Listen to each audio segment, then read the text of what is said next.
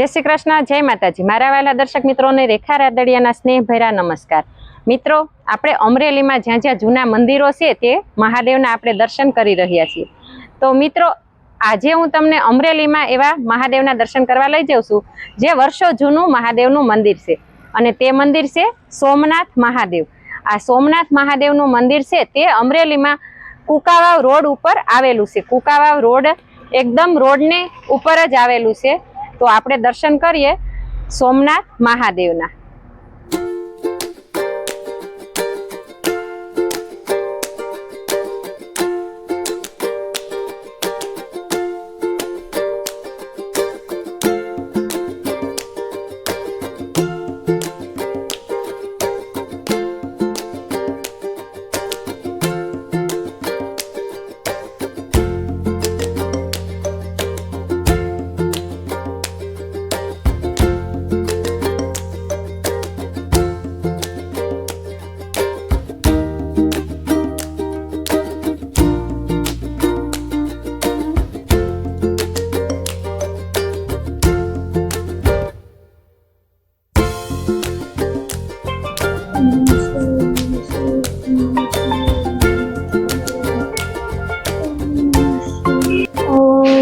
त्र्यंबकं यजामहं सुगन्धिं पुष्टिवर्धनम् उर्वारुकमेव बन्धनं मृत्योर्मोक्षीयमामृत्वा। ॐ शांति शांति शांति। मित्रों, आपणे सोमनाथ महादेवना दर्शन कर्या। आ सोमनाथ महादेवनुं मंदिर छे ते केटला वर्ष जूનું છે અને શું આનું મહત્વ છે તે અહીંયા એક ભાઈ દર્શન કરવા માટે આવ્યા છે। તો આપણે જાણીએ સોમનાથ મહાદેવનું મહત્વ આ ભાઈ પાસેથી। જય મહાદેવ ભાઈ। जय महादेव। आ सोमनाथ मंदिर आश्रे लगभग 200 वर्ष जूनू है। आ मंदिरनो जीर्णोद्धार करवामां आवेलो छे अने अमृतवेलथी आवेला गुर्जर क्षत्रिय कड़िया कुंभारना आ स्थापक देव छे। अने जीवा भगत जे आया अमरेली अंदर जे थई गया एमनो आ मंदिर छे, एमनो आ परु छे એટલે જીવા ભગત પરાના નામે આ ઓળખાય છે। અને આ કડિયા કુંભારે સ્થાપના કરેલી છે, ગોહિલ કુટુંબે સ્થાપના કરેલી છે। આયા સોમનાથ મહાદેવનું સ્થાપન કરેલું છે અને આગળ આયા કણે હનુમાનજીનું સ્થાપન કરેલું છે। ત્યાં હનુમાનજીનું મંદિર પણ છે, એટલે ત્યાં હનુમાનજી પણ છે અને એ પણ ગોહિલ કુટુંબે સ્થાપના કરેલી છે। આ મંદિરનો જ્યારે જીર્ણોદ્ધાર કરવામાં આવ્યો ત્યારે આ શિવલિંગ ફેરવવાની હતી, કારણ કે આ અંદરની જગ્યા બહુ સાંકડી પડે છે। એટલા માટે જો આ શિવલિંગને ફેરવવામાં આવે અને જો આગળ લેવામાં આવે તો જગ્યા બહુ મોટી થઈ જાય। પરંતુ આ સોમનાથ મહાદેવે એવો પરચો બતાવેલો કે જેમ જેમ અમે અંદર લગી ખોદતા ગયા એમ શિવલિંગ અંદરને અંદર મોટું મોટું મોટું થતું ગયું, એનું કોઈ અંત જ ન આવ્યો। એટલે પછી એવું સમજવામાં આવ્યું કે ભાઈ આ જે શિવલિંગ છે એ આયા જ રાખો અને આયા જે છે બરોબર જ છે અને મહાદેવને ફરવાની ઈચ્છા નથી એવું લાગ્યું। એટલે લગભગ બહુ આ 200 વર્ષ જૂનું મંદિર છે અને આયા ઘણી માનતાઓ પણ આવે છે। આયા એવી માનતાઓ આવેલી છે કે જેને દીકરા ન હોય એને દીકરા પણ આપેલા છે અને વાંજિયા મેળા ભાંગેલા છે। અને એવા એક મુંબઈના વતની છે, એ દર મહાશિવરાત્રિએ આવી અને આ સોમનાથ મહાદેવની રુદ્રી કરે છે, કારણ કે એની એવી બાધા હતી કે મને જો એક દીકરો આપવામાં આવે તો હું સોમનાથ મહાદેવને દર વર્ષે મહાશિવરાત્રિએ રુદ્રી બનાવીશ। એટલે એવી ઘણી આયા કણે માન્યતા છે અને ઘણાના કામ પણ થયેલા છે અને ઘણાયનું હું તમને કહું કે દુઃખ પણ ભાંગેલા છે। એક ગમે એવો પાપી હોય અને એક વખત જો પોતાના પાપનું પ્રાયશ્ચિત કરે તો પણ સોમનાથ મહાદેવ એમને એમાંથી ઉગારી લેશે। એવા પણ આયા કણે ઘણા કિસ્સા બનેલા છે। તો પોતાના પાપનું પ્રાયશ્ચિત કરવું જોઈએ અને આયા કણે જે આવીને તમે માગો એ તમારી દરેક ઈચ્છા પૂર્ણ કરે છે। એ આ સોમનાથ મહાદેવનું હું તમને કોઈ એટલું મહાત્મય છે। જય મહાદેવ। જય મહાદેવ।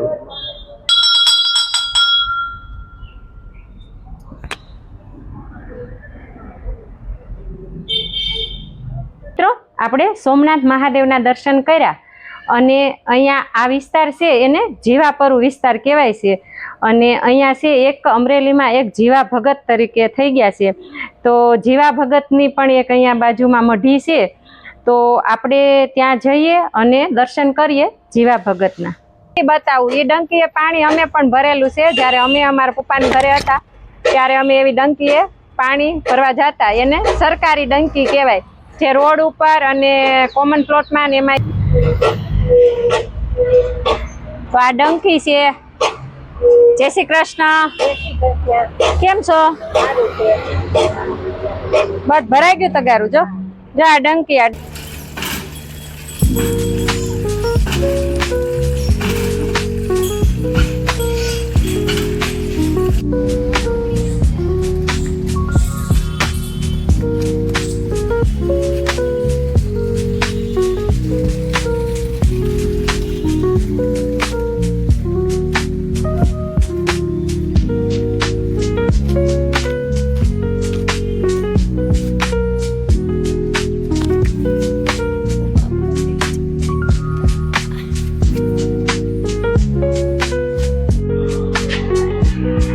રમાડ વાસળીને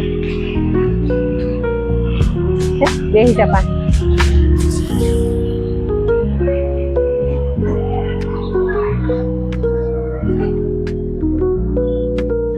એ કેવી નાની નાની વાસળી છે. જો લેવા રમાડ તો ભાઈ મસ્ત છે, મારશે ને.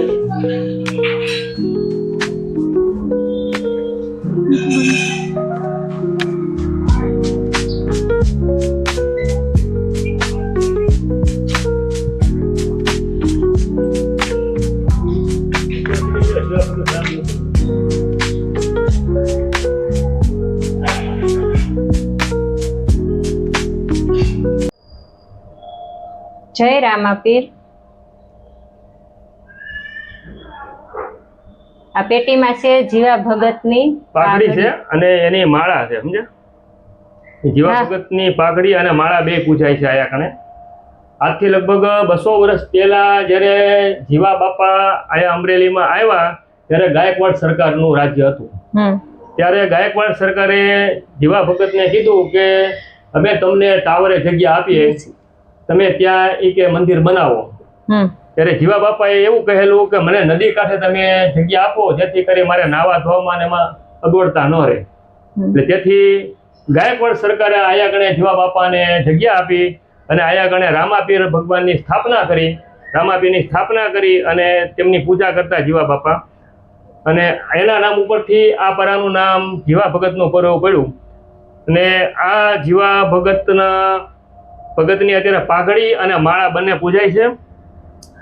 અને આયા એને ઘણા પરચા બતાવેલા છે કે પહેલાં તો જાણે એમાં એવું છે કે આયા કણે રોજ રાત્રે 12 વાગે 1 વાગે હું તમને કહું કે નગારાની અંદર દાંડી પડતી. એટલે રાત્રે દાંડી વાગે, નગારું વાગે એટલે બધાને ઊંઘમાં તકલીફ પડતી. એટલે પછી નગારાને ઊંધું રાખી દેતા. એટલે ઊંધું રાખી દેતા તો એની જાતે વાગતી દાંડી. એની જાતે રાત્રે, કારણ કે આયા કણે દાંડી પડે. સમજ્યા? એટલે પછી નગારાને ઊંધું રાખી દેતા તો 3 વખત નગારું પછડાવે. ઊંધું હોય તો પછડે, નગારું પડે અને એનો અવાજ આવે. એને આઈથીને જે મસાલ નીકળતી એ આઈથીને મસાલ નીકળી અને ભોજા ભગતની જગ્યામાં અને એવી રીતે બધે ફરી મૂળદાસની જગ્યામાં, ભોજા ભગતની જગ્યામાં એવી રીતે ફરીને પછી પાછી મસાલ આવતી. એની જાતે રામાપીરની મસાલ. હા, બહુ વર્ષો પહેલા એ તો ત્યારે. અને આનો એક એવો નિયમ છે કે જ્યારે અમારે કડિયા બધા જ્યારે રહેતા અને ગોહેલ કુટુંબ હતું ત્યારે એક એવો નિયમ હતો કે આઈથીને જ્યારે જાન બહાર નીકળે, જ્યારે વરાજો પહેરવા માટે જાય ત્યારે પહેલું શ્રીફળ એ રામાપીરના મંદિરે વધેરવાનું. બીજું શ્રીફળ એ બાજુમાં હનુમાનજીનું મંદિર છે ત્યાં વધેરવાનું. ત્રીજું શ્રીફળ સોમનાથ મહાદેવ મંદિરે વધારવાનું. ચોથું શ્રીફળ જે છે એ કાના બાપાના જે હનુમાન આપણે જોયા ત્યાં વધેરવાનું. 5મા શ્રીફળે પૈડું સિંચાય ત્યારે જ જાન અહીંથી બહાર નીકળી શકે. એ સિવાય જાન બહાર નીકળે નહીં. અને એક ને એક શ્રીફળમાંથીને જો તમે શેષ બીજા મંદિરે ધરો તો પણ એમાં પરચો બતાવેલો છે. આયા ગણે પહેલા પીપળો હતો, એ પીપર હતી. એ પીપર હું તમને કહું કે એક વ્યક્તિએ ભૂલ કરેલી કે આખી લીલી પીપર એમને હળગી ગઈ. અને એ પીપરમાં પછી જ્યારે ખ્યાલ આવ્યો બધાને હળગી ત્યારે કે ભાઈ આપણી આ ભૂલ થઈ છે, આયા માફી માગી. ત્યાં તરત જ એ અંગારા ખરતા બંધ થઈ ગયા અને પાછા એ પીપર આખી હળગી ગયેલી એમાંથી ને પાછી જીવંત પીપર થઈ ગઈ પાછી. એટલે આયા ગણે અને આ લોકો આયા ગણે એવું છે કે જ્યારે જીવા બાપા આયા ગણે જ્યારે પૂજા કરવા બેસતા ત્યારે આયાની નાની નાની છોકરીઓ બાપાને માથામાં ટપલિયું મારતી. એમાં એક વખત બાપાને ક્રોધ ચડ્યો ત્યારે બાપાએ એવો શ્રાપ આપ્યો કે જાઓ જાતલ દુખી અને આવતલ સુખી. એટલે એનો મતલબ એમ કે દીકરીઓ અહીંથી જે કઈ જાય એ દુખી અને વહુ જે આવે એ બધી સુખી. પણ અત્યારે એવું થઈ ગયું છે કે આયા જે પરામાં રહેવા માટે આવે એ બધા સુખી અને પરામાંથી જે જાય બધા દુખી.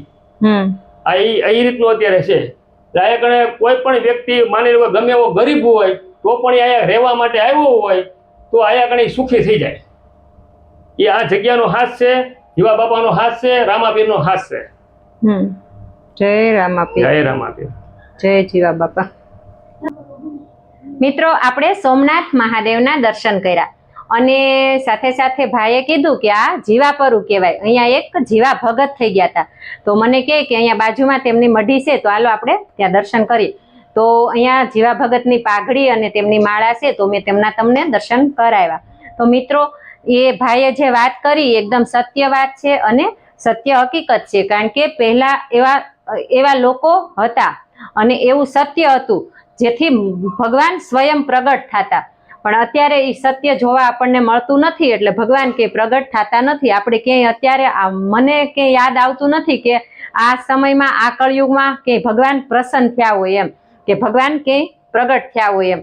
કારણ કે અત્યારે માણસ જેવો દેખાય છે એવો હોતો નથી અને જેવો હોય છે એવો દેખાતો નથી. અત્યારે સૌથી અઘરામાં અઘરું કામ હોય ને તો આ સમયમાં છે માણસને ઓળખવો. અત્યારે તમે માણસને ઓળખી ન શકો કે આ માણસ છે તે કેવો છે એમ. અને પહેલાના લોકો હાસા હતા. તો આ ભાઈએ જે વાત કરી એકદમ સત્ય વાત કરી. તો આપણે જીવા ભગતની પાઘડીના એમના દર્શન કર્યા. અને મિત્રો હું તમને જે જૂના મંદિરો થઈ ગયા જે સ્વયં ભગવાન પ્રગટ થયા છે તેવા મંદિરોના હું તમને દર્શન કરાવી રહી છું. આપણે સોમનાથ મહાદેવના દર્શન કર્યા. જો મિત્રો તમે યુટ્યુબના માધ્યમથી અને મોબાઈલના માધ્યમથી તમે ઘરે બેઠા મહાદેવના દર્શન કરવા માંગતા હોય તો તમે મારી ચેનલ સાથે જોડાયેલા રહો જેથી કરી અને તમને મહાદેવના દર્શન થઈ શકે. તો આ પવિત્ર મહિનો છે, આ શ્રાવણ મહિનો એટલે પવિત્ર મહિનો, દેવોના દેવ એવા મહાદેવનો મહિનો. તો તમે ઘરે બેઠા તમે મારી ચેનલ સાથે જોડાયેલા રહો જેથી કરી તમે મહાદેવના દર્શન કરી શકો. અને પેલા મિત્રો એવું સત્ય હતું, એવા સાચા લોકો હતા એટલે આવા ભગવાન ખુદ પ્રગટ થતા. તો આપણે દર્શન કર્યા. બસ સોમનાથ મહાદેવ બધાને સુખી રાખે, તંદુરસ્ત રાખે અને નિરોગી રાખે તેવી મહાદેવને પ્રાર્થના કરીએ. તો મિત્રો તમને બધાને જય મહાદેવ, જય માતાજી.